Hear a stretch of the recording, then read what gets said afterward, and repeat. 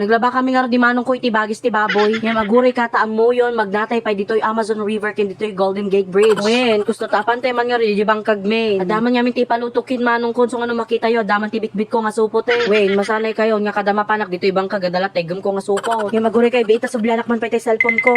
Is kasla kayat ko man ti agpatukaro, da apo pinpindot music.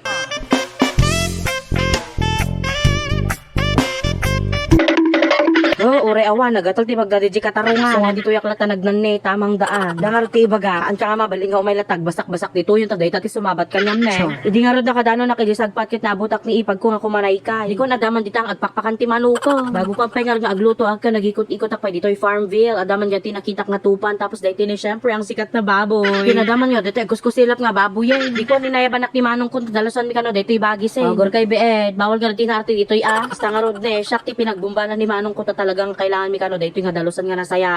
Apay una ata ato tay bagbagada nga amoy pa lang takti na.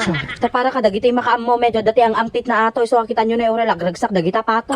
Kinunak nga rod nga naglaba kami iti bagis sa talagamat nga ore na lang ang sinabon-sabonan iti bar kada kuwa daytane dishwashing liquid tapno maikat kano tay angtit na. Ken kinunak nga rod di manong ko nga namemet nga rod nga kasto iti nagatang mi. Tay si kami timang dalos kap nun mas kampante kami nga awanin dagiti rinit-rinit na ta daytoy no daddumakot at dapat ipasurot na kuwa. Basta. Idi nga rod nalpas kami nga agaw-gawin ket insaro no memot nga dalosan daytoy kagudwa nga maskara iti baboy. Kumentay sumot nga rod tiket nga luto ni manong ko luto kano ti dinakdakan nga maskara iti baboy. Jak nga rod ammo no masidawon no pulutan ba ti kahit nga luto. Ket insimpami nga rod ni ipag ko daytoy pagtunwan kintoy ugi nga usaron men. Kita nyo ti nubra ni manong ko ane medyo na amaze nak dito ta nagbiit na lang nga inarunan dayta ugi. Kabayatan nga rod nga agar aron suno kay baon nakmot nga panagala ti bawang kinsibuyas di bahay ni kuya. Ayo nagiti gayam tay bagis nga nilabaan mi tatayon na inilambong men sa mi nga rod nga rinugyan nga iniwa-iwa. Iniwa mi nga rod ati di kastari tarami don mi daytoy nga pinaputok o di ba nag-cute. Ala ko tumaldawon ito no muna tay maskaran kunak nga rod. Sige ituloy mo nga rod ti agiwa sana kuna. Kini siya kun nga rod itati agiw-iwa. Nadaman tay ugali nga agangot anguton nangot ko lang no dapat ti angtit na. Kung saranokmot nga ginalib daytoy bawang kinlason at agisa ka no nga rod di manong ko. Umuna na nga rod nga impisok daytoy bawang kinlason na. Sana met insaro no dagitoy nga rod bagis nga naiwa-iwa. Wen masisintuman dagito yon sana toy ruwar ti sarili na nga mantika isuntumot na ti mang pakrispy kanyana. Ay wen i-shout out ko kanong mga rod amin nga naayat nga agbibuyay ti vlog ko. Jak rod idan masaggaysa ta nagadudamot launa yon. Ay wow.